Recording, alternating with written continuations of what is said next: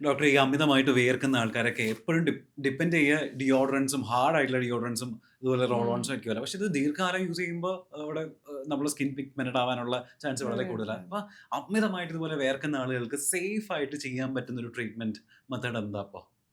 നമുക്കറിയാം പലർക്കും കയ്യ്, കാല്, ഉം, അണ്ടറ ചിലർക്ക് എക്സസീവ് ഹൈപ്പർ ഹൈഡ്രോസിസ് എന്ന് പറയും. ഭയങ്കര വിയർപ്പായിരിക്കും. ഉം, അവർക്ക് ഭയങ്കര എംബാരസിങ് ആണല്ലോ ഉം, സോഷ്യൽ സിറ്റുവേഷനിലൊക്കെ. ഉം, അപ്പോൾ അതിന് ഏറ്റവും ഇപ്പോൾ സേഫ് ആയിട്ടുള്ള ട്രീറ്റ്മെന്റ് എന്ന് പറഞ്ഞാൽ നമുക്ക് ബോട്ടോക്സ് ട്രീറ്റ്മെന്റ് ആണ്. ഉം, ബോട്ട്ലിനം ടോക്സിൻ എന്ന് പറഞ്ഞൊരു പ്രോട്ടീനാണ്. ഉം, അപ്പോൾ അതിൻ്റെ അത് ചുളിവുകൾ മാറ്റാൻ യൂസ് ചെയ്യുന്ന മരുന്നാണ്. ഉം, നമുക്കറിയാം നെറ്റിയിലുള്ള ചുളിവ് അങ്ങനത്തെ ഒക്കെ കുറയും. പക്ഷെ ഉം, അതിൽ കൂടുതൽ ഈ വേർപ്പിന് ഇത് വളരെ ഇഫക്റ്റീവാണ്. ഉം, പ്രത്യേകിച്ച് അണ്ടർആമൊക്കെ ഭയങ്കര സ്വെറ്റിംഗ് ഉള്ളവർക്ക് ഉം, ഇതൊരു സെഷൻ ചെയ്താൽ നമുക്കൊരു 6 to 9 monthsലേക്ക് ഇഫക്റ്റീവാണ്. ഉം, പിന്നെ അത് വളരെ സേഫുമാണ്. അതേപോലെ കയ്യ്, ഉം, കാലിൻ്റെ അടി അവിടെയൊക്കെ ഇങ്ങനെ ഭയങ്കര വിയർക്കുന്നവർ. കാല് പിന്നെ പലരും സോക്സ് ഒക്കെ ഇട്ട് ഉം, അഡ്ജസ്റ്റ് ചെയ്യും. ഉം. പക്ഷെ കയ്യ് പലരും കല്യാണ സമയത്തൊക്കെ ഒന്ന് ആ, ഷെയ്ക്ക് ഹാൻഡ് കൊടുക്കാൻ ഉം, പറ്റില്ല. ഉം, അങ്ങനെ ബുദ്ധിമുട്ടുണ്ടാവും. ഉം, അപ്പോൾ ഈ ബോട്ടോക്സ് ചെയ്യുമ്പോൾ എന്ന് വെച്ചാൽ അതിൻ്റെ സ്വെറ്റ് ഗ്ലാൻഡിൻ്റെ ഇല്ലേ, ഉം. നമ്മുടെ വേർപ്പ് ഗ്രന്ഥിൻ്റെ ഫംഗ്ഷൻ അത് ടെമ്പററി ആയിട്ട് ഇൻഹിബിറ്റ് ചെയ്യും. ഓക്കെ. അപ്പോൾ സ്വെറ്റിങ് നല്ലോണം കുറയും. ഉം, ഉം, ഉം, പിന്നെ അത് പിന്നെയുള്ള ഓപ്ഷൻ എന്ന് വെച്ചാൽ സർജറി ഒക്കെയാണ്. ഉം, സർജറി പലരും ഓപ്റ്റ് ചെയ്യുന്നില്ല. കാരണം ഉം, സർജറീൻ്റെ റിസ്ക് ഒക്കെ ഉം, ഉള്ളതുകൊണ്ട്. അപ്പോൾ ഇത് വളരെ സേഫാണ്. ഉം,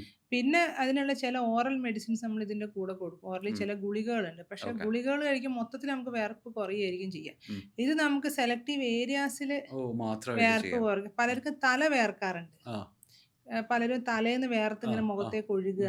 ഉം, ഉം, അതുപോലെ നെറ്റി ഇങ്ങനെ കൂടുതൽ ഉം, വിയർക്കുക. ഉം. അങ്ങനത്തെ കേസസിലൊക്കെ നമുക്കിത് ചെയ്യാം. ഓക്കെ. അപ്പൊ ഇതിപ്പോ എത്ര തലയിലും നെറ്റിയിലൊക്കെ ചെയ്യാം. അപ്പൊ ഒരു തവണ ചെയ്ത് കഴിഞ്ഞാ അപ്പൊ എത്ര നാളായിരിക്കും അതിന്റെ എഫക്ട് ഒരു തവണ നിലനിൽക്കുക? അത് ഓരോരുത്തർക്കും വ്യത്യാസമാണ്. പക്ഷെ ഉം, മിനിമം ഒരു 6 to 9 months ചിലർക്ക് ചിലപ്പോൾ ഒരു വർഷം വരെയൊക്കെ കിട്ടും. ഉം, അവരുടെ ഒരു സ്വെറ്റിംഗ് ടെൻഡൻസി അനുസരിച്ച് ഉം. നല്ല റിസൾട്ടാണ്. അപ്പോൾ എന്ന് വെച്ചാൽ ഈ അണ്ടർ ആം പിഗ്മെന്റേഷനും കുറയും. ഓ! പലരും ഇത് സ്വെറ്റ് ചെയ്ത് അതെ, അതെ. ഡിയോഡറന്റ് യൂസ് ചെയ്ത് ഭയങ്കര ഒരു കറുപ്പ് അതെ, വരും. അതെ. ആ. അപ്പോൾ ഇത് ചെയ്യുമ്പോൾ അവർക്ക് ആ പിഗ്മെന്റേഷൻ വരുന്ന ഒരു ടെൻഡൻസിയും കുറയും. ഓ! ഓക്കെ. അതുപോലെ പലർക്കും ഈ അവരുടെ ഒരു ക്ലെanlinessന്റെ ഭാഗമായിരിക്കുമല്ലോ ഈ ബോഡി ഹെയർ റിമൂവ് ചെയ്യുക എന്നുള്ളത്. ഉം. അപ്പൊ പലരും ചിലപ്പോൾ അതിനും പല മെത്തേഡ്സ് ആയിരിക്കും യൂസ് ചെയ്യുന്നത്. ഇപ്പം ഉം. ലേസറി വെച്ചിട്ട് ഹെയർ കളയുക എന്നുള്ളത് ഈ വാക്സിങ്ങിനെ അപേക്ഷിച്ച് എത്രമാത്രം സേഫ് ആണ്? ഇപ്പം വളരെ ട്രെൻഡിങ് ആയിട്ടുള്ളൊരു ട്രീറ്റ്മെൻറ്റാണ് മുൻപത്തെ അപേക്ഷിച്ച്. ഉം, മുൻപത്തെ ആൾക്കാർക്ക് ലേസർ എന്ന് പറയുമ്പം അയ്യോ ഇതെന്തോ സൈഡ് ഇഫക്റ്റ് ആണോ എന്നുള്ളൊരു ഉം, പേടിയാണ്. ഉം, ഇപ്പം അങ്ങനെയല്ല. അത് കോമൺ ആയിട്ട് യൂസ് ചെയ്യുന്നത്. ഇപ്പം ഇന്ത്യയിലുള്ളതിനേക്കാളും കൂടുതൽ മിഡിൽ ഈസ്റ്റിലും പുറത്തുമൊക്കെ അത് വളരെ പലപ്പോഴും എല്ലാവരും തന്നെ ഒരു റെഗുലർലി ചെയ്യുന്ന ഒരു പ്രൊസീജിയറാണ്. ഉം, ഇതിൻ്റെ അഡ്വാൻറ്റേജ് എന്താണെന്ന് വെച്ചാൽ ഒന്ന് പെർമനൻ്റ്ലി ആയിട്ട് നമുക്ക് ഈ ഹെയർ കുറയും. ഉം, പെർമനൻറ്റ് ഹെയർ റിഡക്ഷൻ എന്നാണ് പറയുക. ഉം, അതായത് ഒരു 80% ഹെയർ കുറഞ്ഞു കിട്ടും. ഉം, അപ്പം അത് നമുക്ക് ഫേസിൽ ചെയ്യാം, ഫുൾ ബോഡി ചെയ്യാം. ഉം, ഇപ്പം നമുക്ക് മൊത്തം ഹെയറുള്ള ആൾക്കാരുണ്ടാവും. ഉം, ഇപ്പോൾ ലേഡീസ് അത് കൂടുതൽ ഈ കട്ടിയുള്ള രോമം, ഉം, അണ്ടർആം, കാല്, വയറ് അങ്ങനെയൊക്കെ ഉണ്ടെങ്കിൽ ഇത് സെഷൻസ് ചെയ്യുമ്പോൾ പലപ്പോഴും ചിലപ്പോൾ 5 സെഷൻസോ 8 സെഷൻസോ ഒക്കെ ആയിരിക്കും ചെയ്യുക. അപ്പോൾ ഒരു ഇൻ്റർവെല്ലിലാണ് ചെയ്യുക. ഉം, 1.5 മാസം 2 മാസം ഗ്യാപ്പിലായിരിക്കും. അപ്പോൾ ഈ ഹെയർ കട്ടി കുറഞ്ഞ് കുറഞ്ഞ് തിന്നായിട്ട് പോകും. ഉം, പിന്നെ അവർക്ക് ആ പഴയ പോലെ രോമം വരില്ല. ഉം, അതേസമയം ഫേസിലൊക്കെ ചില സ്ത്രീകൾക്കുണ്ടാവും. ഇപ്പം ഇങ്ങനെ ആണുങ്ങളെ ഉം, പോലെ ഉം, ചിലപ്പോൾ ഹോർമോണൽ പ്രശ്നമുണ്ട്. അപ്പോൾ അങ്ങനെയുള്ളവർക്ക് നമ്മൾ അതിൻ്റെ പാരലലി ഹോർമോണൽ ഇഷ്യൂസ് ഉണ്ടോ എന്ന് നോക്കും. അത് കറക്റ്റ് ചെയ്യും. അതിൻ്റെ കൂടെ ലേസർ ചെയ്യുമ്പോൾ നമുക്ക് ഈ വാക്സിങ്ങും ത്രെഡിങ്ങും ഒക്കെ ചെയ്യുമ്പോഴുള്ള മെയിൻ പ്രശ്നം ഒന്ന് ഇൻഗ്രോൺ ഹെയർസ്. ഉം, ഈ ഹെയർ ഫോളിക്കിളിന് കുത്തു കുത്തു പോലെ വന്നിട്ട് സ്കിന്ന് വൃത്തികേടാവും. ഉം, സ്കിൻ ഡാമേജ് വരും. അതുപോലെ പിഗ്മെൻറ്റേഷൻ വരും. ചിലർക്ക് ബേൺസ് വരും വാക്സ് ചെയ്യുമ്പോൾ. പിന്നെ സ്ഥിരമായിട്ട് ത്രെഡ് ചെയ്യുമ്പോൾ കുറ്റി കുറ്റി പോലെ വന്നിട്ട് കറുപ്പ് നിറം വരും. ഉം, പിന്നെ ഇൻഗ്രോൺ ഹെയർസ് കുറേ വന്നിട്ട് പിന്നെ നമ്മൾ ലേസറിലേക്ക് പോയാൽ അത് പോവാൻ ബുദ്ധിമുട്ടാണ്. ഉം. അപ്പോൾ ഐഡിയൽ കേസസിൽ നമുക്ക് കുറച്ച് കട്ടിയുള്ള രോമമുള്ളവർക്ക് അത് ചെയ്ത് കഴിഞ്ഞാൽ സ്കിന്ന് സ്മൂത്ത് ആയിട്ടിരിക്കും. പെർമനൻ്റ് ആയിട്ട് നമുക്ക് ഹെയർ വരുന്നത് കുറയ്ക്കാനും പറ്റും.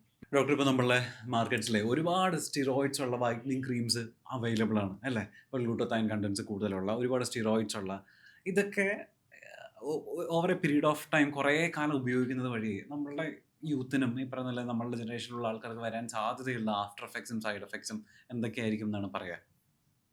ഇപ്പം നമുക്കറിയാം ഇതൊരു ഡാർക്ക് സൈഡ് ഓഫ് ബ്യൂട്ടി എന്ന് വേണമെങ്കിൽ പറയാം ഉം, അല്ലേ. കാരണം ഈ ഫെയർനെസ് ക്രീമിൻ്റെ അമിത ഉപയോഗം. ഉം, കാരണം ഇന്ത്യയിൽ ഫെയർനെസ് എന്നുള്ള ഭയങ്കര ഒരു ഒബ്സഷൻ ഉണ്ട്. ഉം, കേരളത്തിൽ കൂടുതലാണ്. ഉം, അപ്പോൾ അതുകൊണ്ട് തന്നെ ഇങ്ങനത്തെ പല ക്രീമുകളും അപ്രൂവ്ഡ് അല്ലാത്ത ക്രീമുകൾ അതിൽ കൂടുതൽ സ്റ്റിറോയിഡ്സ് ഉണ്ടാവും, ഹെവി മെറ്റൽസ് ഉണ്ടാവും. ഉം, അപ്പോൾ ഇത് യൂസ് ചെയ്യുമ്പോൾ നമുക്ക് പ്രൈമറിലി എന്താണ് ഇവർക്ക് കാണുക വെച്ചാൽ പെട്ടെന്നൊരു വെളുപ്പ് വരും, ഉം, പെട്ടെന്നൊരു കളർ വരും. ഉം, അപ്പോൾ ഇത് കൂടുതൽ യൂസ് ചെയ്യുന്ന യങ്സ്റ്റേഴ്സാണ്, ഉം, ടീനേജേഴ്സും സ്കൂളിൽ പഠിക്കുന്ന കുട്ടികളൊക്കെ കൂടുതൽ യൂസ്. അപ്പോൾ അവർക്ക് എന്താ വെച്ചാൽ ഇതൊരു ആക്സെപ്റ്റൻസിൻ്റെ ഭാഗമാണ് ഉം, വെളുത്തിരിക്കുക എന്നുള്ളത്. അപ്പോൾ അവരിത് യൂസ് ചെയ്യുമ്പോൾ അവരെന്താ കാണുക, പെട്ടെന്നൊരു റിസൾട്ട് കാണും. പക്ഷെ പിന്നീട് അത് സ്കിന്നിനെ ഡാമേജ് ചെയ്തുകൊണ്ടിരിക്കും. ഇപ്പം നമ്മളൊരു ദുശീലം പോലെ തന്നെയാണിത്. നമ്മൾ പുക വലിക്കുമ്പോൾ നമുക്ക് എന്താ തൽക്കാലം ഒരു സുഖം കിട്ടും, പിന്നെ നമുക്ക് അതേപോലെ തന്നെ ഇത് സ്ഥിരമായിട്ട് യൂസ് ചെയ്യുമ്പോൾ സ്കിന്നിൻ്റെ കൊളാജൻ നഷ്ടപ്പെടും, സ്കിന്നിൻ്റെ ഒരു റെസിസ്റ്റൻസ് കുറയും, ഭയങ്കര സെൻസിറ്റീവാണ്. അപ്പോൾ ഒന്ന് ചെറിയ വെയിൽ കണ്ടാലും ഇരുണ്ട് വല്ലാണ്ട് കറുത്തു പോകും. പിന്നെ ലോങ് ടേം ഇത് യൂസ് ചെയ്യുമ്പോൾ ചിലപ്പോൾ കൂടുതലായിട്ടും കറുത്തു പോകാൻ സാധ്യതയുണ്ട്, ലോങ് ടേമിലേക്ക് വരും. പിന്നെ അതൊക്കെ വെളുപ്പിക്കാനും നമുക്ക് ബുദ്ധിമുട്ടാണ്. പിന്നെ ഭയങ്കര സെൻസിറ്റീവ് ആകുമ്പോൾ അവർക്ക് പിന്നെ മുഖത്ത് കുരു വരിക, പിന്നെ ചിലർക്ക് ഹെയർ ഗ്രോത്ത് വരും മുഖത്ത്, ഇങ്ങനത്തെ പല പല ഇഷ്യൂസ് വരാം. പിന്നെ റീസെൻ്റ്ലി ഒരു സ്റ്റഡി ഉണ്ടായിരുന്നു, ഇതിൽ ഹെവി മെറ്റൽസ് അബ്സോർബ് ചെയ്ത് കിഡ്നിക്ക് പ്രശ്നം വന്നായിട്ടുള്ള സ്റ്റഡീസ്. അപ്പോൾ ഇപ്പോൾ നമ്മൾ ഫോക്കസ് ചെയ്യേണ്ടത് എന്താ വെച്ചാൽ ബേസിക്കലി ഇങ്ങനത്തെ ക്രീമുകളല്ല, സ്കിന്നിൻ്റെ ഒരു ക്വാളിറ്റി ഇമ്പ്രൂവ് ആക്കുക. അതായത് ഇപ്പം ആ കൺസെപ്റ്റ് മാറുകയാണ്. ഇന്റർനാഷണലി ഒരു ഗോൾഡൻ ബ്രൗൺ സ്കിൻ കളറാണ് ഇപ്പോൾ ഏറ്റവും acceptance. Indian skin colour wheatish, അതാണ് ശരിക്കും ഇന്റർനാഷണലി അവർക്ക് വേണ്ടത്. അതായത് കുറച്ച് ടാൻ കളർ, അതായത് ഭയങ്കര ഫെയർ അല്ല ആക്സെപ്റ്റൻസ് ഉള്ളത്. ഇപ്പൊ പതുക്കെ ട്രെൻഡ് വരുന്നുണ്ട്. പലരും പറഞ്ഞു എനിക്ക് എൻ്റെ സ്കിന്ന് ഒരു ഈവൻ ടോൺ ആയാൽ മതി, ഹെൽത്തി ആയാൽ മതി. അതാണ് അതിന്റെ റൈറ്റ് കൺസെപ്റ്റ്. നമ്മൾ എത്ര ഹെൽത്തി, നമ്മൾ ഇന്റേണലി ഒരു ഹെൽത്ത് ആണ് റിഫ്ലക്ട് ചെയ്യുക സ്കിന്നിൽ. അപ്പം അത് നല്ല ഹൈഡ്രേറ്റഡും ഹെൽത്തി ആയിട്ട് വെക്കുക. അപ്പം ഇങ്ങനത്തെയുള്ള ക്രീംസിന്റെ ഉപയോഗം പരമാവധി ഒഴിവാക്കുകയാണ് നല്ലത്. ഓക്കെ. അതുപോലെ തന്നെ നമ്മൾ 30കൾക്ക് ശേഷം നമ്മൾ നമ്മുടെ സ്കിന്ന് ടേക്ക് കെയർ ചെയ്യുന്ന പോലെ തന്നെ, അല്ലെങ്കിൽ നമ്മൾ ജിമ്മും ഡയറ്റും ഒക്കെ നോക്കുന്ന പോലെ നമ്മൾ സപ്ലിമെന്റ്സ് ഇൻടേക്ക് ചെയ്യേണ്ടത് എത്രമാത്രം ഇമ്പോർട്ടൻ്റ് ആണെന്നാണ് പറയുക? ഇപ്പോൾ നമുക്കറിയാം കുറേ സപ്ലിമെൻറ്റ്സ് ആൾക്കാർ ഓൺലൈനിൽ വാങ്ങി കഴിക്കുന്നു, സ്വന്തമായിട്ട് കഴിക്കുന്നു. സപ്ലിമെൻറ്റ്സ് യൂസ് ചെയ്യുമ്പോൾ ഫസ്റ്റ് ഒരു ഇവാലുവേഷൻ ചെയ്യാണ് നല്ലത്. നമുക്ക് ആദ്യം എന്തിൻ്റെയൊക്കെ കുറവുണ്ട്, ഡെഫിഷ്യൻസി നമ്മൾ ആദ്യം അറിഞ്ഞിരിക്കണം, അതാദ്യം നോക്കണം. പിന്നെ നമ്മൾ ഒരു ഏജ് ഗ്രൂപ്പ് അനുസരിച്ച് നമ്മൾ എന്തൊക്കെ കഴിക്കണം, നമ്മൾ വേറെ എന്തെങ്കിലും മെഡിസിൻസ് കഴിക്കുന്നുണ്ടോ അത് നമ്മൾ ശ്രദ്ധിക്കണം, ഇൻട്രാക്ഷൻസ് വരുന്നുണ്ടോ. ഇപ്പോൾ കോമൺ ആയിട്ടൊരു 30+ഉള്ളവർക്ക് നമുക്ക് ചിലർക്ക് വെയിലത്ത് നല്ലോണം പോകുന്നവരാണ് ഓറൽ സൺസ്ക്രീൻസ് കൊടുക്കും. ഓറൽ സൺ പ്രൊട്ടക്ഷൻ ഉള്ള മോളിക്യൂൾസ് ഉണ്ട്. അപ്പം അത് നമുക്ക് ടാൻ വരുന്നത് പ്രിവെൻറ്റ് ചെയ്യും. അതേപോലെ നമുക്ക് സ്കിൻ കൊളാജൻ ഇമ്പ്രൂവ് ചെയ്യാനുള്ള ഇപ്പോൾ കുറച്ചൊരു ഫേംനെസ് ഒക്കെ പോയ കേസാണ്, അല്ലെങ്കിൽ സ്കാറിങ് ഉണ്ട്, നമ്മൾ ട്രീറ്റ്മെൻറ്റ്സ് ചെയ്യുകയാണെങ്കിൽ കൊളാജൻ സപ്ലിമെൻറ്റ്സ് കൊടുക്കാം, വൈറ്റമിൻ സി സപ്ലിമെൻറ്റ്സ് കൊടുക്കാം. പിഗ്മെൻറ്റേഷൻ ഉള്ളവർക്ക് നമുക്ക് ചിലപ്പം ഈ ഗ്ലൂട്ടാത്തൈൻ സപ്ലിമെൻറ്റ്സ് കൊടുക്കും. ഇങ്ങനെ ഓരോരുത്തരുടെ ഒരു ഏജ് ഗ്രൂപ്പ് അനുസരിച്ചിട്ട് നമുക്ക്, പക്ഷെ അത് ഐഡിയലി ഒരു സൂപ്പർവിഷനിൽ ചെയ്യുമായിരിക്കും നല്ലത്. പിന്നെ ഒരു 3 months ഒക്കെ അത് എടുത്തിട്ട് വേണം അത് സ്റ്റോപ്പ് ചെയ്യാൻ. ചിലപ്പോൾ സൈക്കിൾ ചെയ്യും, സപ്ലിമെൻറ്റ്സ് നമ്മൾ മാറി മാറി യൂസ് ചെയ്യും. പിന്നെ ഹെയർ ഗ്രോത്തിനുള്ള സപ്ലിമെൻറ്റ്സ്, ഹെയറിനുള്ളതാണെങ്കിലും അതിനൊരു സൈക്ലിക്കൽ ന്യൂട്രീഷൻ എന്ന് പറഞ്ഞ സപ്ലിമെൻറ്റ്സ് ഉണ്ട്.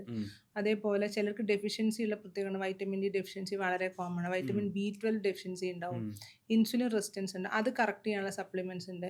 ഇനി സ്ലീപ്പ് വരെ പലർക്കും ഇപ്പം എന്താ വെച്ചാൽ ഉറക്കം കുറവാണല്ലോ, ഉറക്കം വരുന്നില്ല, അപ്പം അതിനുള്ള സപ്ലിമെൻറ്റ്സ് ഉണ്ട്, മെലറ്റോണിൻ ഗമ്മീസ്, മെഗ്നീഷ്യം. ഇതൊക്കെ നമുക്ക് അവരുടെ എന്താ കണ്ടീഷൻ നോക്കി ബ്ലഡ് വർക്ക് അനുസരിച്ചിട്ടായിരിക്കും കൊടുക്കുക. ഇപ്പൊ നമ്മളൊരു ഡോക്ടറാണല്ലോ, നമ്മളുടെ ഒരാളുടെ ഒരു ഓവറോൾ ഔട്ട്ലുക്ക് മാറ്റാൻ മാത്രം ഈ പറയുന്ന കേപ്പബിലിറ്റി ഉള്ള ഒരാൾ ഇങ്ങനെ സർവീസ് ഒക്കെ കഴിഞ്ഞതിന് ശേഷം, ട്രീറ്റ്മെന്റ് ഒക്കെ കഴിഞ്ഞതിന് ശേഷം ഏറ്റവും കൂടുതൽ സാറ്റിസ്ഫാക്ഷൻ തന്ന കേസുകളുണ്ടോ, ഭയങ്കര സന്തോഷമാക്കിയ കേസുകളുണ്ടോ?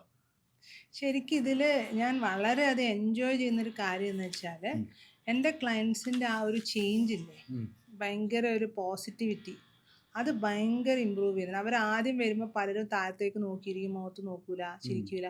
പിന്നെ വരുമ്പോൾ അവരെ സന്തോഷവും ആ കോൺഫിഡൻസ് ലെവലില്ലേ, അത് ഭയങ്കരമായിട്ട് ഇമ്പ്രൂവ് ആവുന്നത്. അത് കറക്റ്റായിട്ട് അവർക്ക് കിട്ടേണ്ട ഒരു ട്രീറ്റ്മെൻറ്റ്, അതായത് ബാലൻസ് ചെയ്തിട്ട്, ഇപ്പോൾ സ്കിന്ന് മാത്രമല്ല ബോഡി മൈൻഡ് എല്ലാം ബാലൻസ് ചെയ്ത് പോകുമ്പോൾ ആ ഔട്ട്ലുക്ക് ഭയങ്കര ഇമ്പോർട്ടൻ്റ് ആണ്. ഇപ്പോൾ ഞാനിപ്പോൾ റീസെൻ്റ് ആയിട്ട് എനിക്ക് ഓർമ്മ വന്ന ഒരു ക്ലയൻറ്റിൻ്റെ കാര്യം, ഒരു 78-year-old ലേഡി.